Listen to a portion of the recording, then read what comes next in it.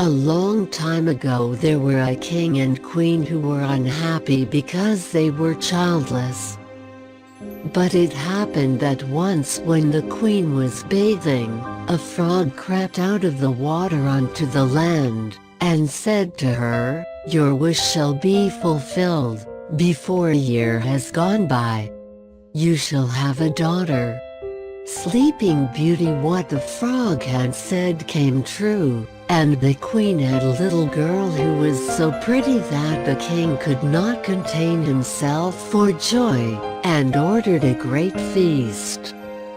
He invited not only his kindred, friends and acquaintances, but also the wise women, in order that they might be kind and well disposed towards the child.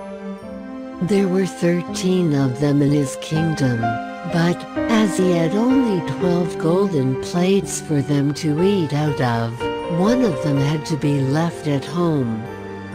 The feast was held with all manner of splendor, and when it came to an end the wise women bestowed their magic gifts upon the baby. One gave virtue, another beauty, a third riches, and so on with everything in the world that one can wish for.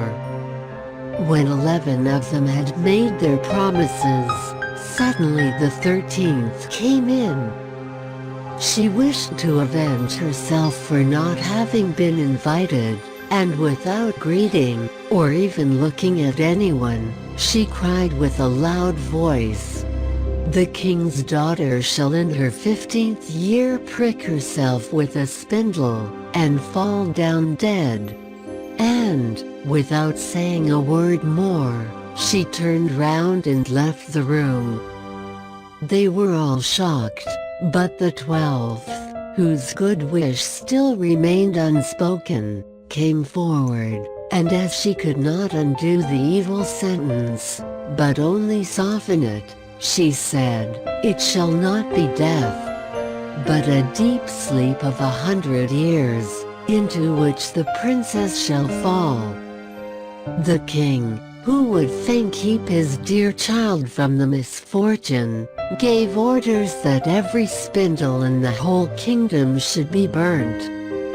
Meanwhile the gifts of the wise women were plenteously fulfilled on the young girl, for she was so beautiful, modest, good-natured, and wise, that everyone who saw her was bound to love her. It happened that on the very day when she was 15 years old, the king and queen were not at home, and the maiden was left in the palace quite alone. So she went round into all sorts of places, looked into rooms and bedchambers just as she liked, and at last came to an old tower. She climbed up the narrow winding staircase, and reached a little door. A rusty key was in the lock, and when she turned it the door sprang open, and there in a little room sat an old woman with a spindle, busily spinning her flax. "Good day, old mother," said the king's daughter, "what are you doing there?" "I am spinning," said the old woman, and nodded her head. "What sort of thing is that rattles round so merrily?" said the girl, and she took the spindle and wanted to spin too. But scarcely had she touched the spindle when the magic decree was fulfilled, and she pricked her finger with it. And, in the very moment when she felt the prick, she fell down upon the bed that stood there, and lay in a deep sleep. And this sleep extended over the whole palace. The king and queen, who had just come home, and had entered the great hall, began to go to sleep, and the whole of the court with them. The horses, too, went to sleep in the stable, the dogs in the yard, the pigeons upon the roof, the flies on the wall, even the fire that was flaming on the hearth became quiet and slept. The roast meat left off frizzling, and the cook, who was just going to pull the hair of the scullery boy, because he had forgotten something, let him go, and went to sleep. And the wind fell, and on the trees before the castle not a leaf moved again. But round about the castle there began to grow a hedge of thorns, which every year became higher, and at last grew close up round the castle and all over it, so that there was nothing of it to be seen, not even the flag upon the roof. But the story of the beautiful sleeping Briar Rose, for so the princess was named, went about the country, so that from time to time kings' sons came and tried to get through the thorny hedge into the castle.